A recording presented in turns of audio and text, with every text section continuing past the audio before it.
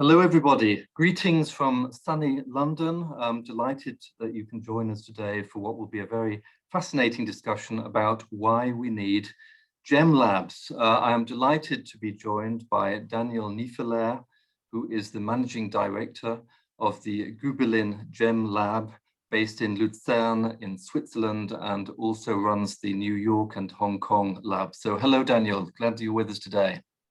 Thank you, David, for having me. It's a pleasure to be here this afternoon. Very good. So we're going to have a chat about why gem labs are needed, but we would like this session to be as interactive as possible. So please do submit your questions from the start using the Q&A function. It's very important you use the Q&A function rather than the chat function, because it's the Q&A function that we will be monitoring throughout. And Daniel will be showing us some images as we chat through the various subject matter relating to why we need gem labs. So Daniel, welcome. Delighted you're with us. Just want to kick off by asking the big question itself. I mean, why do we need gem labs? Yeah, the answer is straightforward. You know, gemstones have certain properties that are obvious for everyone that looks at them. You can see if the color is nice, you can see if you like the shape, if you like the sparkle. That's then a matter of taste. But it's not only the beauty visual to the eye of an expert or a layperson that defines the value. There are other properties of a gemstone that influence, that define the value, such as the identity. You know, is it indeed a diamond or is it a piece of glass? Such as the authenticity, is it a natural gemstone or has it been made synthetically, a lab-grown stone? There's also the question in specifically in colored gemstone, has the gemstone be treated in one way or the other to make the color change, to make the transparent be better? And then one peculiarity of the colored gemstone domain specifically is the origin, you know, that somehow the origin seems to influence the value as well. And all these properties is not something that you can tell by naked eye. Not even an expert, not even us can tell that. You need equipment, you need analytical gear, you know, analytical tools to find out certain things. And that's what gem labs are here for, so that the person that is buying a stone has a bit of a better idea whether the price ticket that is on that stone or on that piece of jewelry is in the somehow correct relation to the properties of the stone. Okay, very good. So Daniel, please show us pictures as soon as you wish to illustrate your arguments as we go through. But so one of the key questions around why gem labs are needed relates clearly to consumer confidence. The confidence of the consumer in buying the gemstone or the gem set piece of jewellery. What do you think would happen to consumer confidence if labs did not exist? Well, if a final customer buying a piece of jewelry at the retail desk would have to rely only on what the salesperson is telling him or telling her, then that consumer confidence might suffer. It's self-speaking that the person who is about to sell a piece of or gemstone has an interest in making that sale and has an interest in making a good price. So having an entity that has a neutral standpoint, who is not directly linked to the transaction, the financial transaction, has a certain higher credibility when it comes to determine that factors that also influence the value. And that's the role of gem labs. You know, we must not be involved in the actual transaction. We have to have a certain knowledge about gemstones, and this is where we come in, and which gives us a certain credibility in making statements about the nature, the authenticity, the identity of a gemstone. So without having such a piece of paper, the transactions would, or the buyer would not be in as confident position as in the situation that we luckily have nowadays. When it goes into serious money, usually the seller can flash or has to flash some kind of paper from a reputed institute. Yeah. One thing that puzzles a lot of people coming into the trade is that different labs can give differing conclusions, often about the same gemstone. Could you just explain in general terms why that happens? Well, the nature of lab work is as such that we must only take information out of the gemstone that we are looking at. We must not consider information that the owner is giving us, because that this we cannot verify whether this information is indeed true. So we are basically working on a forensic approach. We have to look into the gemstone, and the gemstone might or might not tell us certain things, you know, such as whether the stone has been heat treated or clarity enhanced, whether the stone is coming from country A or country B.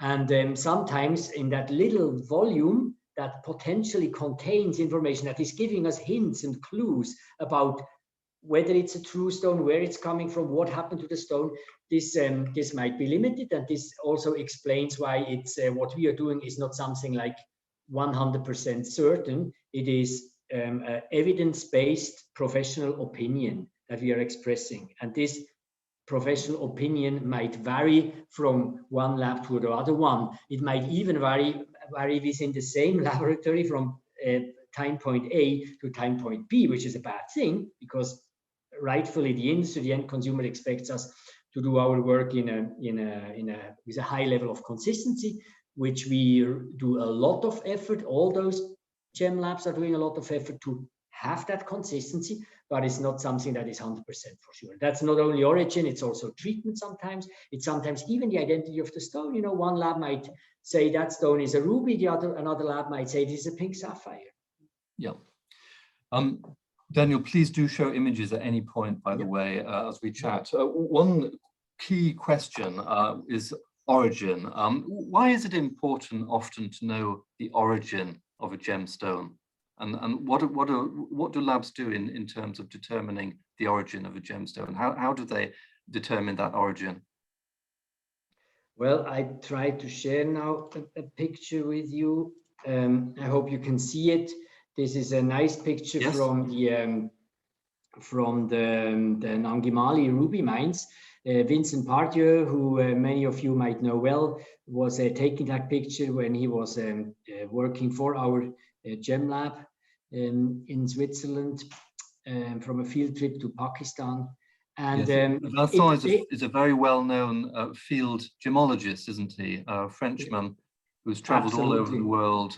Exactly. Yeah, uncovering gemstones.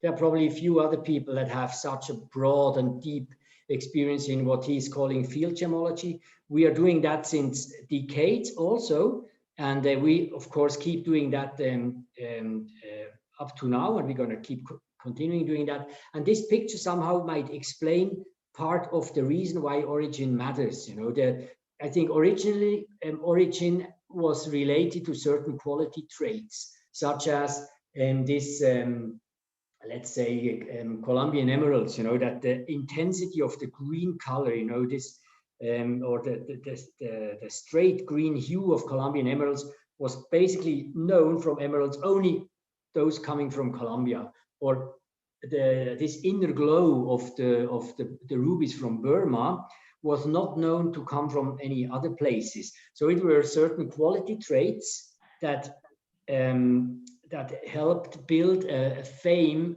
of certain origins, and that developed somehow into like a brand, you know, with all the absurdities that brands, the building of a brand might come with or might develop into. And I think that is originally why people care, the trade as well as the end consumer care, and why they are asking for a specific origin. Yeah.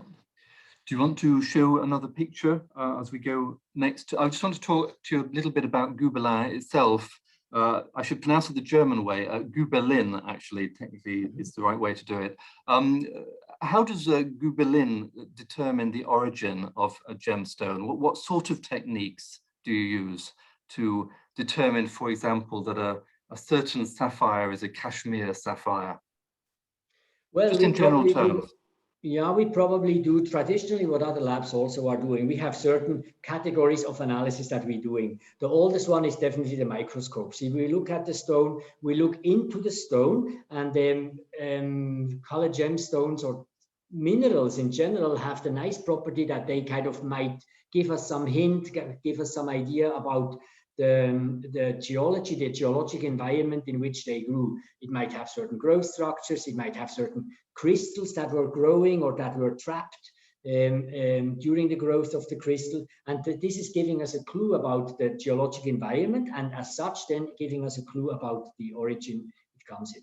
We have certain spectroscopic methods. So we kind of take visible light, what we can see with our human eye and brain. We then take other parts of the electromagnetic spectrum, such as UV, ultraviolet light, or infrared light. This gives us further information about the structural molecular state of the stone. And now since about 15, 20 years, we do also trace element chemistry.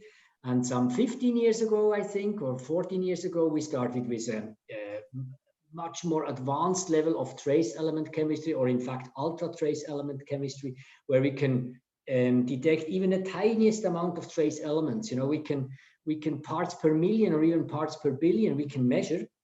And this is giving us like a chemical fingerprint, unique to a specific origin or to a specific, say, mining area. And by having a reference collection, and we are in the privileged situation to own probably the world's most complete reference collection from the 1930s up to today of all commercially relevant mines. And then by having this pattern of properties, microscopic, spectroscopic, chemical pattern, we can then compare this pattern with the one of our reference database, and that gives us a match. And by this way, we can in most or in many cases we can come up with a determination of the country of origin. So that's basically what we do. Lately, this has been extended with some other methods. Some 5 years ago, we were the first lab that has done an age determination on certain inclusions in the stone. So what we did is we were there was a tiny certain inclusion trapped in a very high value sapphire, and that's something that we have quite often. You know that there are certain crystals trapped, and these certain crystals, they have radioactive elements that they incorporate in their structure. These radioactive elements, they decay, and we know well the pace of decay, and by measuring the parent element and the daughter element, we can determine the age of formation. So that allows us to then distinguish old deposits, such as the one from Sri Lanka and Madagascar, compared to newer deposits, such as the one that are relating to the Himalayan orogenesis, like the ones coming from Burma or Kashmir. Okay, very good. Let me just get into some of the questions first, because I would like people to ask questions as we go. I'm not going to take them in a particular order. First question is from Nidhi Gupta, who says that diamonds can be graded in a certain standard way by labs such as the GIA. Nidhi says that we don't have such standards with colored gemstones. How would the client select the right laboratory for a colored gemstone that they wish to have tested? Can you throw any light on that? I mean, so for example, if you had an extraordinarily rare and beautiful colored gemstone of great value, should one go to a certain type of a lab as opposed to other labs? And are there big differences in the ways in which different labs test gemstones, which might direct one towards one lab rather than another? Yeah, of course, I think there are massive differences, and it's not as such that only a few labs are good. You know, you might have excellent labs, but they might only have an acceptance within one specific country. You know, I think of certain labs within Burma. They are doing a wonderful job with very limited, with a very limited arsenal of analytical equipment, and they might be specialized in a specific sector of gemstones. Now, probably the higher the value of a gemstone, or the more global the potential clientele is, then you might have to approach one of those few labs which do have a certain global acceptance in the trade and a certain global acceptance also, or awareness within the end consumer. GIA, understand, is kind of the currency for diamonds. With color gemstones, there are different ones. It's not only one, there are different ones which do have a regional and a handful of labs, and we think we are one of these labs that have a global acceptance. But that might also be influenced then by the buyer, that the buyer is telling the owner what kind of lab report he or she expects to get. Okay, we've got a very good question from Vahid Ahadnejad, who's a distinguished professor of gemology in Iran, in Tehran. He is saying the following: in order to find out the origin of the stone, in addition to the usual gemological methods, elemental analysis is needed. Do you have any database exchange with other labs or institutes in this regard? Because you need an up-to-date database to use such analysis. What kind of collaboration is underway between different labs and gemological bodies? Yeah, we do have such kind of cooperation with other labs, also commercial labs. So we always have, we might have a relation with laboratories on the client face. We are in a competitive situation, but on the R&D side, we are absolutely cooperating. Right now, we have a paper out in the Journal of Raman Spectroscopy, where one of our scientists is co-authoring, is the first author, and there's a gemologist or a gentleman from the SSCF who is the co-author of that paper. And then, of course, both parties chip in stones and data. We sit together and discuss the outcome and the conclusion, and there's a joint publication. And we do that also with certain labs, not with every lab, but if we have a certain level of confidence with that lab, then we're doing that. We might have maybe not a sufficient big database of certain stones. There are sometimes situations where a mine is productive just for maybe half a year or a year, and then it's exhausted. And we might have not a statistically sufficient high number of stones to feed our database. And then we might approach a lab and they ask them, do you have stones from the mine XY? And they might give us them, and of course, vice versa. We are loaning out on a regular basis to other labs as well, so that they can collect the data and they get returned. That works pretty well. Yeah. What happens when gemologists disagree on certain terms or definitions, which I understand can happen quite often? How can they get together and try and find solutions? I mean, let's say, for example, the definition of pigeon blood, if people vary on that, how ultimately can they seek a solution? Or do you think it's better that they do not seek a solution? You mean among different laboratories? Yes, I mean, there are different interpretations of certain concepts, are there not, between different labs, particularly labs. And some people say that surely they should reach a greater conformity in the way they interpret or define certain concepts within gemology. What's your take on this, and what steps are underway to try and find greater consistency in definitions of types of color, for example? I understand that SIBJO, the World Jewellery Confederation, has certain committees, for example, that will try and iron out differences within the trade and seek definitions that are accepted by all. Yeah, I mean, there are many attempts to kind of harmonize the work that labs are doing, but it's sometimes also maybe a limited willingness of laboratories, or maybe even the market, to smooth out all the differences, because ultimately all labs, including our lab, we are also a commercial company, and we want to pay our bills. And if you come from a situation where you have had maybe a more flexible, looser definition of a term such as pigeon blood or royal blue, and then you would sit together in some kind of committee, and the consensus would be that we have to have a stricter definition, then that lab might say, nah, that is kind of we're gonna upset the part of our clientele. That's not what we want to do, and we stick to our traditional And the definition. fact is that in the hard real world, there is huge variability, isn't there, in color, saturation, and so forth. It's very hard just to lay down blanket definitions across the board in many cases. Yeah, that's definitely. I mean, the devil is also in the detail. I remember we had, in the context of the LMHC, this is the Laboratory Manual Harmonization Committee, which combines, at the time it were about 5, and I think now it has been extended a bit to some 8 laboratories.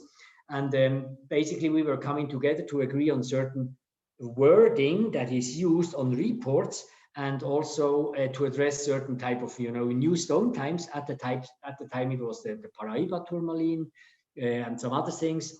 And it was very, very tricky to define the exact cooking book. How do you determine if a stone is now a Paraíba, or what is now the exact hue and saturation and tone that we want to say this is a paparacha? Do we allow heated stones to be paparacha? Yes, we should, because traditionally sapphires get heated in Sri Lanka and so on. Should we allow also African stone to be called paparacha? What is the perception? And then it's about basically, negotiating. It's not only a scientific work that needs to be done, but also kind of listening to the trade. What is the perception out there? So there are many.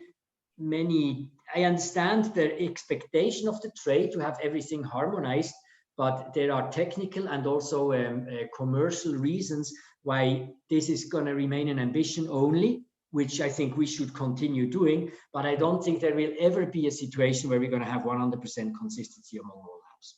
Okay, fantastic. We've got some really lovely questions coming in now from some very well-known people in the trade. Daniel, I'd like to ask you a question that has just come in from Tony Brough, who is very well known in the industry and is the chairman of the digital colored gemstone trading platform GemBridge.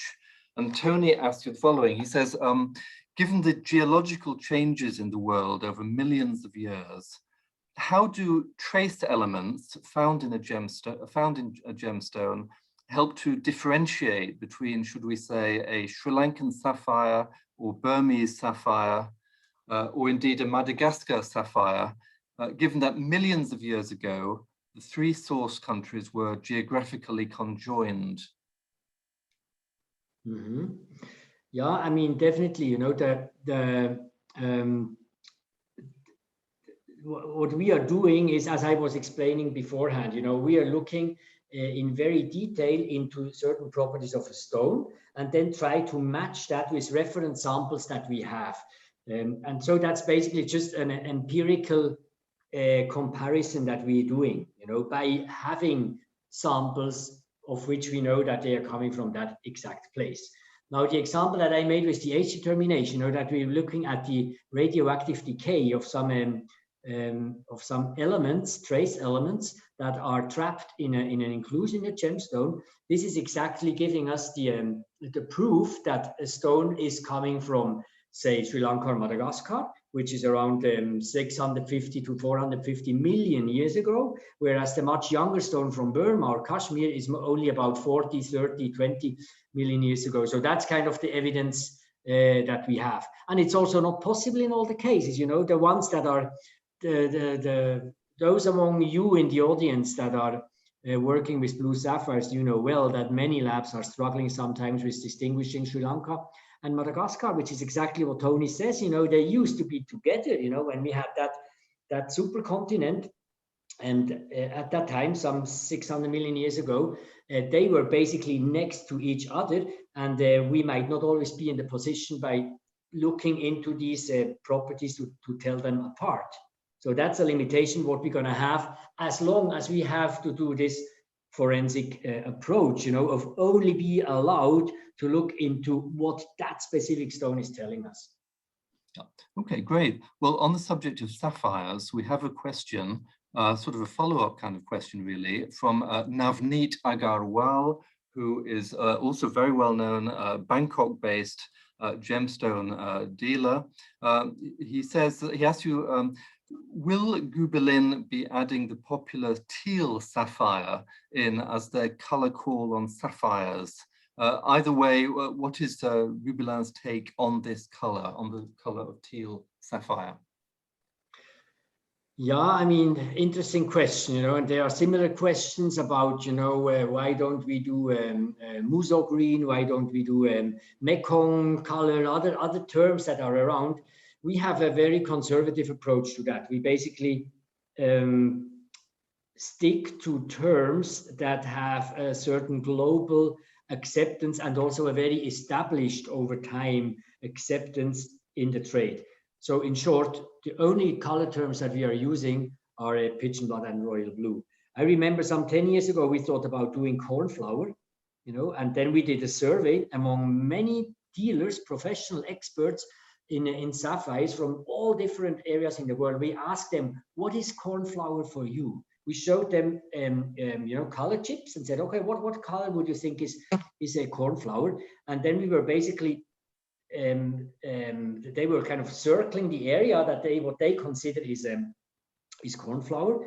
And in fact, there was no consensus. There was not even the tiniest overlap of color or of properties. For some experts, these were the Sri Lankan sapphires, which were kind of the origin that was coining that term cornflower. For others, it were the Kashmiri sapphires. So that's where we said, okay, this is now, that's kind of not a sufficiently robust basis for us to go into that. So we rather refrain from using that term. And that's what kind of kept us for the time being only doing these two more color terms, royal blue, pigeon blood, where we have a bit of a broader acceptance in the trade. So we are very conservative for that, but it's not that we are pointing to other labs that are using those new terms as well. That's perfectly fine. We're not against that at all. Yeah. All right, let's turn now to the journey of gemstones. I mean, could you tell us, what is provenance proof? Yeah, provenance proof is basically the result of a certain frustration from us of not being capable to always tell the exact origin of a stone, plus realizing that the end consumer nowadays have questions which we are unable to answer. So especially a younger generation, they might want to know exactly where a stone is coming from. They might kind of say it's not good enough if I know if that stone is from Colombia. They might want to know from which exact mine is it coming. And we as an industry were unable to, not only as a gem lab, we were unable to determine from which exact mine it is coming. But consumers nowadays, they want to know from which exact mine. Is this mine respecting certain ESG standards, so environmental, social, governmental standards? Is it a small-scale mine, a large-scale mine? And with our traditional geological approach, we could not answer that. There are also more and more. Daniel, could you tell us what we're seeing in this image right now? Where is this, and what does this image show? Well, it basically shows in a symbolic way, how difficult it is to track where a stone has gone through. This is in front of a mine in the Panjshir Valley, and you see these two gentlemen negotiating the price under this cloth. And this is kind of a nice symbol of how intransparent somehow the trade is. So if the stone ends up in a retail shop, maybe even if that stone ends up in a cutting place in Peshawar or in Bangkok, it might be pretty difficult or even impossible to find out where the stone has gone through. This is also coming back or bringing us back to your initial question, what are gem labs here for? And that's why we said, instead of doing our forensic approach of finding out things with the limitations and the inconsistency that is inherent to the type of work we're doing, why not trying to bring a bit more transparency into the gemstone? And that's what we did. And basically here I explained the difficulty, what it has. Also the number of transactions. This is an image from Ilakaka in Madagascar. A single stone might change hands 2, 3, 4 times within 1 day. And so it's the supply chain is complex, it is long, there are many transactions, and it is also largely informal. You know, so there's not always paperwork that is handed over from one place to the other one, and that ends up also in a supply chain risk.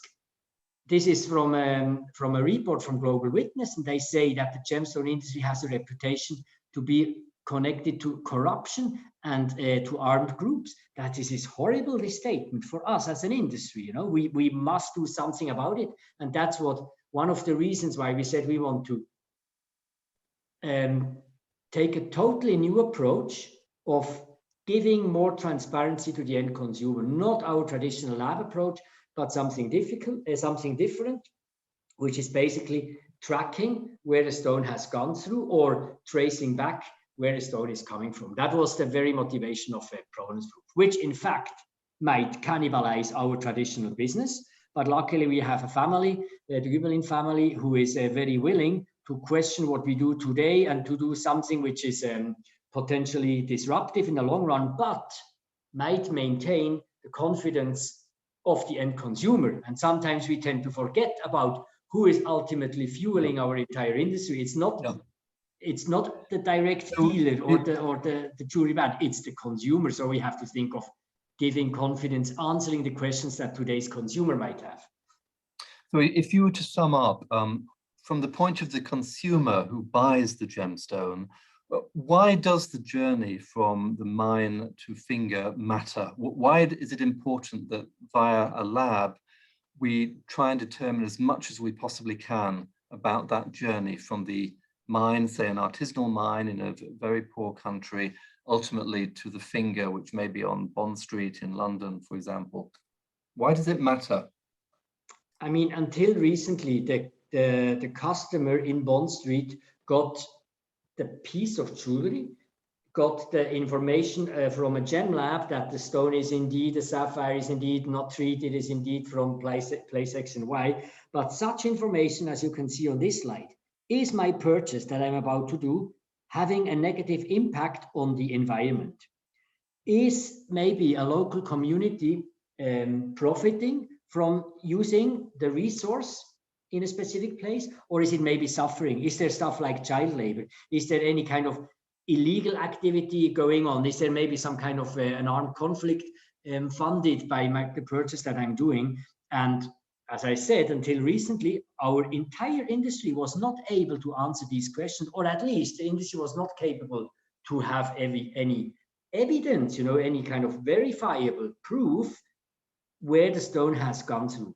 So that again explains why we came up with Provenance Proof. Yeah, could you just briefly tell us what this image shows right now?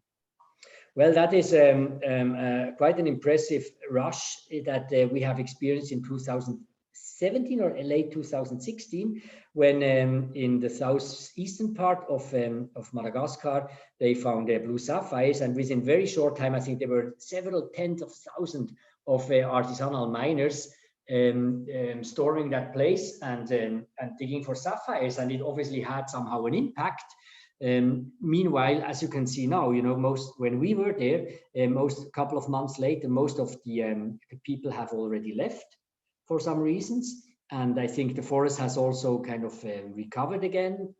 But still, you know, it has an impact, and images like that, and also reports such as the one some 2 years ago in National Geographic. That's kind of potentially lethal for our industry, you know, when there's a perception in the public that gemstone mining is doing harm to the environment or to the people in a specific place. Okay, it's a quick follow-up question from Tony Brough to your earlier answer. Tony says, after his last question, Daniel, you stated that being able to analyze trace elements inside an inclusion within a sapphire, this will help to indicate the country of origin between a Sri Lankan or a Madagascan sapphire. In that case, what happens if the stone is loop clean? Well, that's the beauty of trace element chemistry. If the stone is loop clean or even microscopically clean, we still have trace elements in that stone. That's what we always have, you know, and that's what actually enables us to determine the origin of stones, the country of origin of stones, which quite often actually come loop clean or microscopically clean. I think of spinels. I think of Paraiba tourmaline. Sometimes you have nothing in those stones in the microscope, but you do have a specific chemical, crystal chemical, geochemical fingerprint, a certain ratio, a certain distribution of trace and ultra trace elements, which are specific, which are indicative for that specific origin, and as such helps us to determine the origin. Very good. So still within the issue of the journey of the stone, a lot of people in the trade are talking about blockchain. Mm-hmm. So Daniel, could you tell us what is blockchain? And what are your thoughts about the use of blockchain in determining the journey of colored gemstones? Yeah, I mean, the blockchain, most people might know that from cryptocurrencies. In our industry, we are using it in a different way. The blockchain might be, in our case, the way we apply it, might be explained as a logbook or a diary that is traveling with the stone, and every owner of the stone, or everybody that has that stone in custody, is entitled to write his chapter or her chapter into that diary of that specific stone. So if we take an example of a miner, you know, let's take an artisanal miner somewhere in Tanzania. He might dig out the stone. He basically is already a registered user of our Provenance proof blockchain. He takes a picture, he uploads it on the blockchain. So he's basically starting the blockchain, making some kind of description, you know, how the weight of the stone, what he thinks what it is, and then he might sell it on to the trader. So he's not only handing over the stone and getting some money for it, he is also handing over digitally, of course, that logbook. And then the trader is the only one person that can A, read what the miner has written, and B, is entitled to write the next chapter. It might then go on to a cutter, who is then the one who can enter the new weight after cutting, enter the new dimension, enter a new picture. And so it goes on all along the value chain until it ends up with the retailer, who has then a digital source of a lot of data, information in that digital logbook, from which he can then build the story in the way that he wants to present it, or he thinks that his client might want to know the story of that specific stone. So in short, the blockchain is a decentral encoded digital logbook of a stone or of multiple stones. It also works with batches of stones. You can also merge different blockchains into one new blockchain. You can also split a blockchain of parcels into several sub parcels or individual stones. So that works quite well. And maybe I can show you how that might look like now in our situation. This is a screenshot from at the stage of the cutter. You see here on top the picture of that stone after cutting, but here below you can also see how the stone looked like before. You have here the stone information that the cutter was writing in, and some other information. You can put information about your company, you know, community information. You can put information about metals that you are using, diamonds that you are using. So it's really a wealth of data, rich data, movies, pictures that you can put into it, making this diary book a complete and also a very rich source for storytelling then to the end consumer. So what are the strengths and also the weaknesses of blockchain? Well, the strength is obviously that it is a protocol that it cannot be tampered with. So whatever is written into the blockchain cannot be changed. That makes it really strong. It's a decentralized system, so there's not one entity, Gübelin Gem Lab, Everledger, Zipshow, any one entity, Cartier, you know, there's no stakeholder that can change anything that is written in there. That's the very nature of blockchain. Disadvantage is that another advantage is that it's cheap. We can offer it for free to use, so it's free to all. We do a bit of a background check, and but it's the basic use, you know, entering stones, forwarding stones, seeing the information that is written on it is free.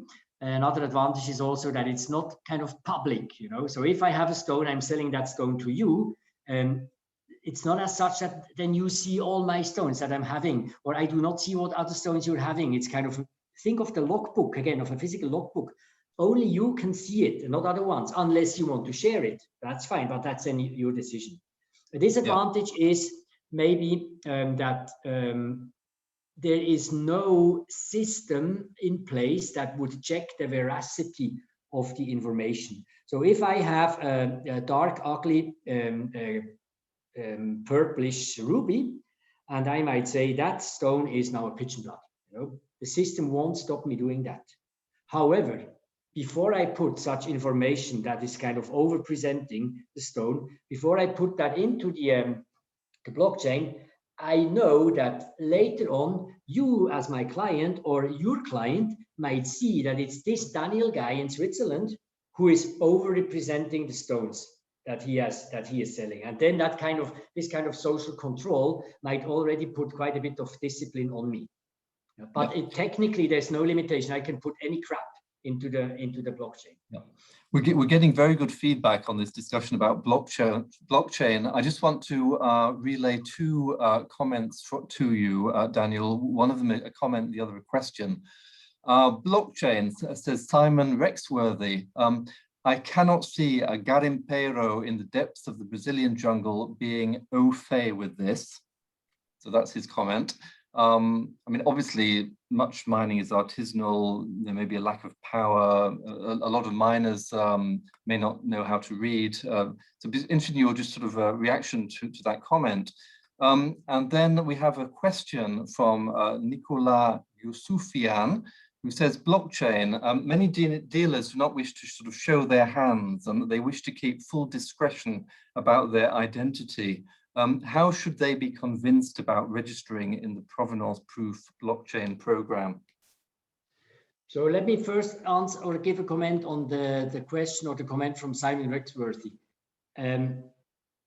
We have wonderful examples of companies or small cooperatives or even individuals that are using the blockchain in the remotest area. You know, we have one small mining, I think it's a women mining and cutting cooperative in Madagascar. I can't recall the exact name. They are using cut-offs from what used to be called semi-precious stones, and they are polishing these cut-offs and making them into jewelry. So the value of these items is a handful of dollars, not more, and they are putting all their items into our blockchain.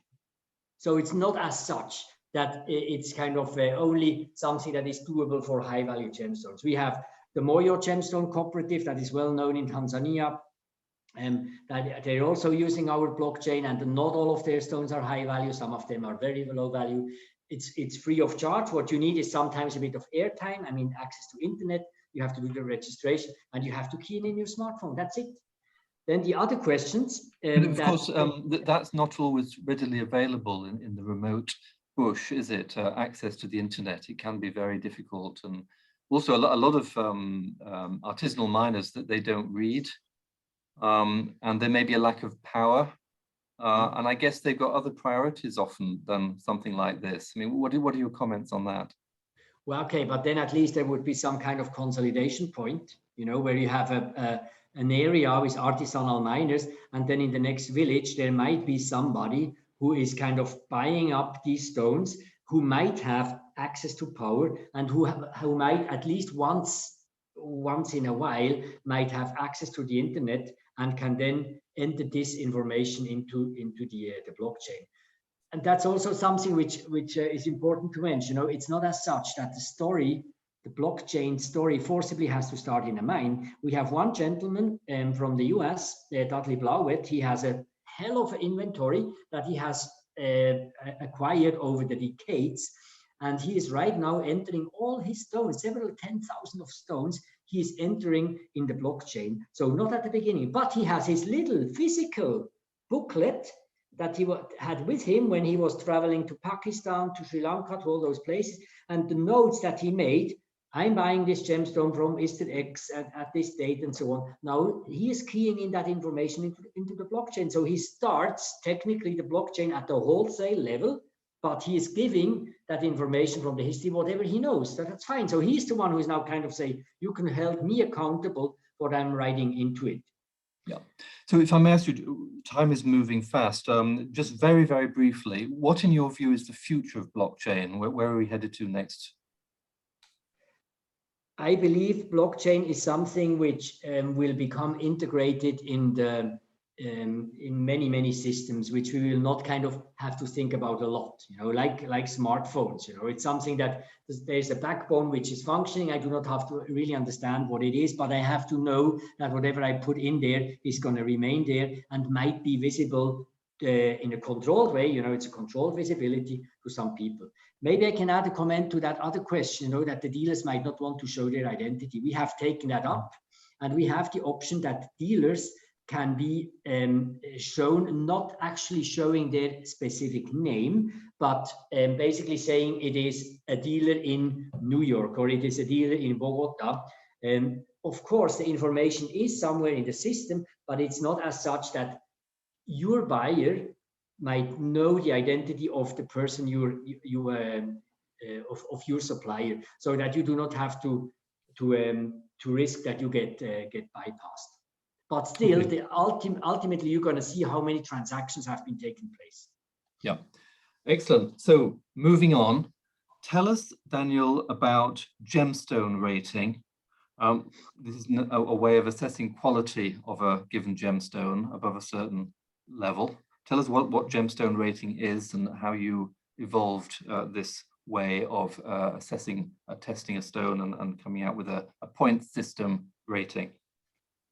Yeah, thing is, we were in over the years again realizing that colored gemstones is a hell of a complex topic, and it's something which, while explaining to a lay person, to a customer, what makes now this Kashmiri sapphire so special, and why is now this 10-carat Colombian emerald is now more rare than a 2-carat unheated Mozambique ruby or so on.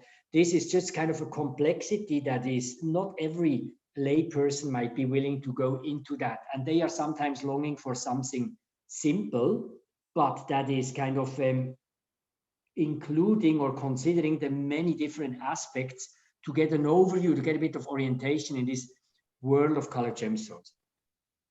Diamonds is kind of easier. Diamonds, it's only diamonds, and we do have a fairly universal language to talk about the quality of diamonds. It's a 4 C's. Everybody understands.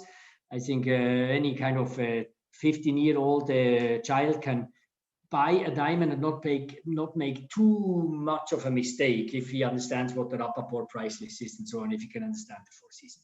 With colored gemstones, it's much more difficult. You know, you have dozens of different types of gemstones. You have hundreds of color varieties. You have treatments. You have origins. Super complex. So somehow we got inspired by the wine rating from Parker. I think that's what we communicated also. There also you have a very complex product, a very complex, very fascinating product, wine, but not everybody might be willing or capable to go into what makes now a good wine or a bad wine. So we were doing the same thing with colored gemstones. We basically looked at the main characteristics, the main parameter that define a gemstone, and we were kind of untangling that to different properties. So three pillars: quality, rarity, and salience. And the quality we were further splitting up into color, cut, transparency, and so on. And then we have quite a large number of parameters that we are assessing, and then we are combining that, boiling that down to one number. And this one number is then the Gübelin points, what we are doing.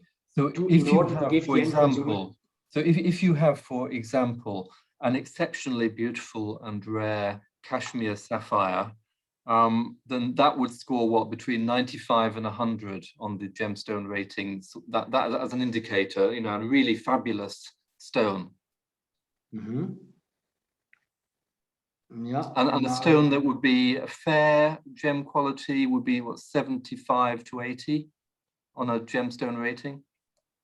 Yes, I mean, the number is finally a combination of the different aspects that contribute to quality plus rarity. You know, rarity we have broken up into the type of gemstone, the size, and the presence or absence and type of treatment. So, and then the salience as a kind of a somewhat subjective factor, which is how much is that stone sticking out of the crowd? You know, how much do we believe that is gonna touch the heart of people? And that's basically what is combined in this one number. I'm not sure if that's answering your question.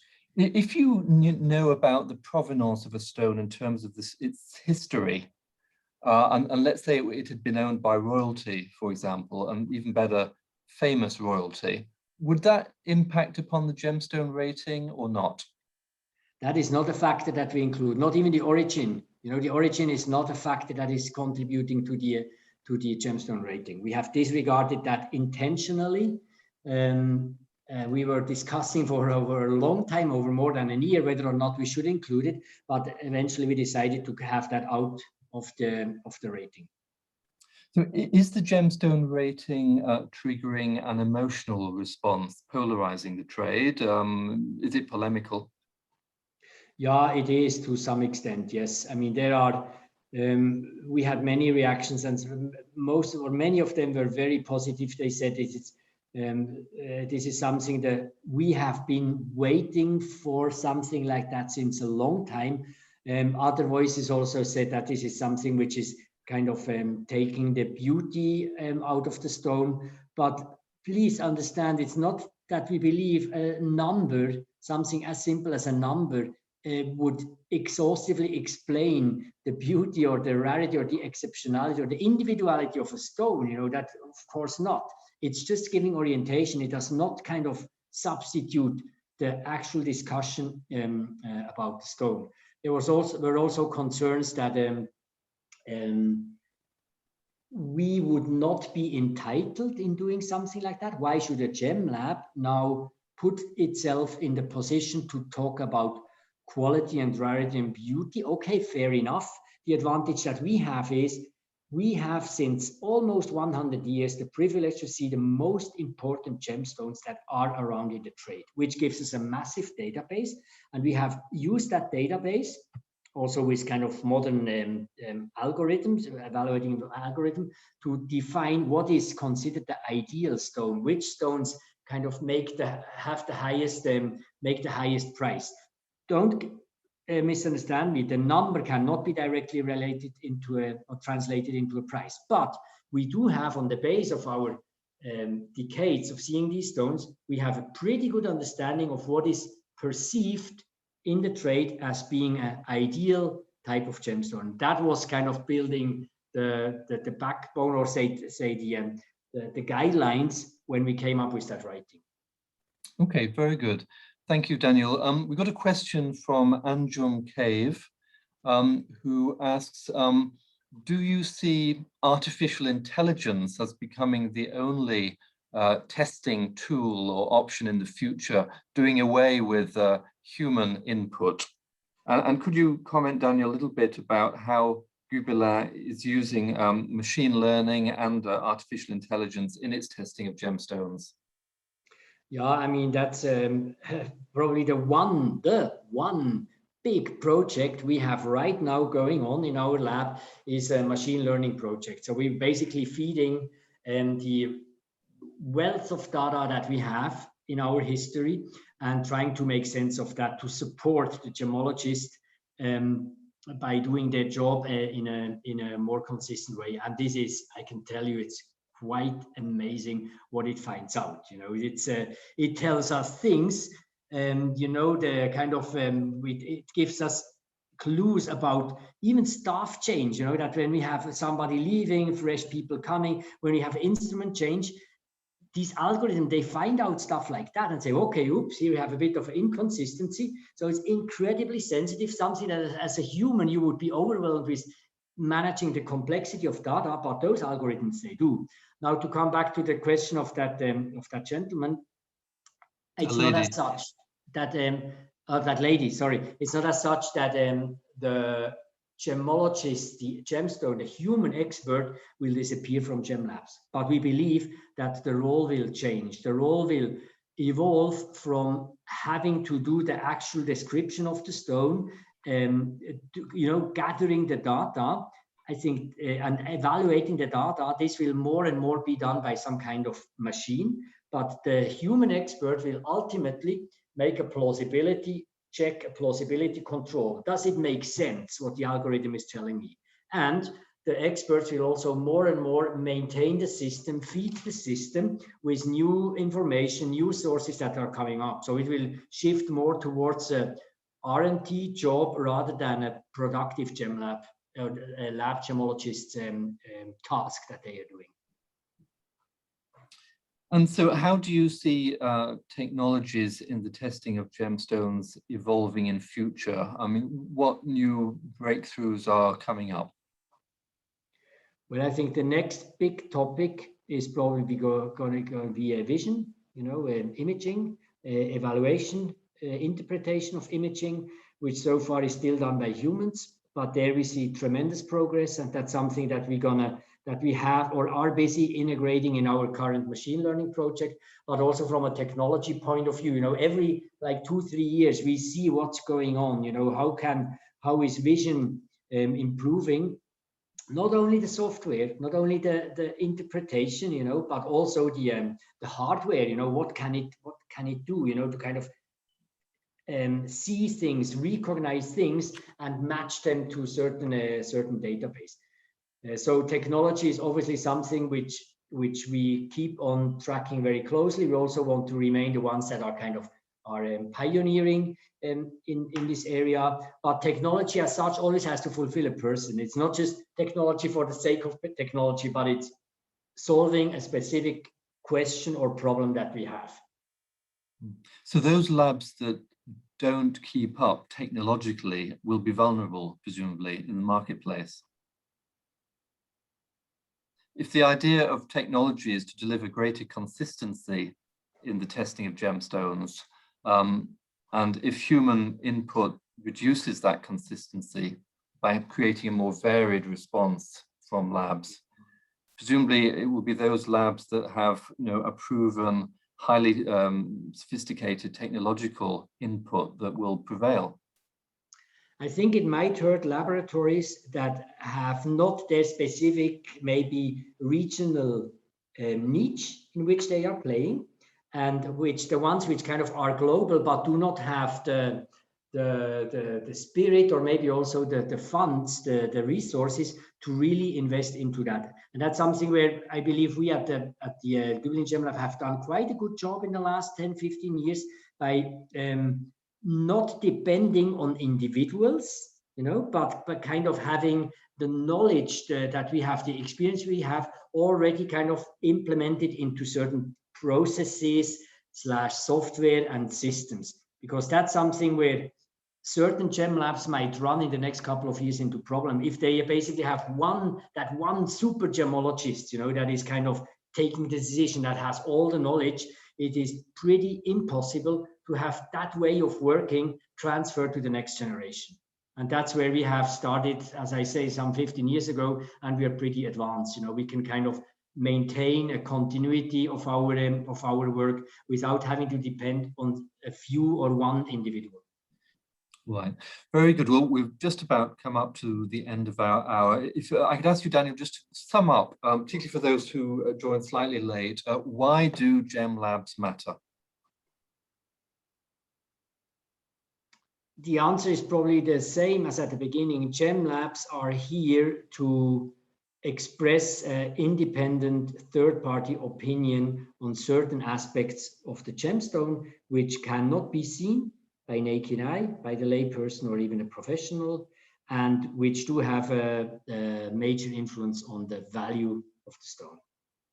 And ultimately, it's all about instilling consumer confidence, isn't it, in the purchase of colored gemstones? Yeah, that's it. And I mean, confidence or trust, is usually something. I would not want to buy something based on trust and confidence. I would want to buy something based on transparency. you know, trust is just a lousy substitute for transparency, you know. So nowadays consumers, they want to have transparency. You have to give them verifiable proof of stuff, whatever the question is. If the question is treatment, if the question is environmental standards at the source, we have to be able to give them the answer. Otherwise, they might walk away and go for another luxury product. Great. Well, thank you so much, Daniel, for joining us today. It's been a very wide-ranging and comprehensive discussion. Thank you, everybody, for joining us. Really appreciated that you've supported us today. Have a wonderful afternoon and stay safe, everybody. Goodbye. Thank you, David. Thank you, everyone. Bye-bye. Bye-bye.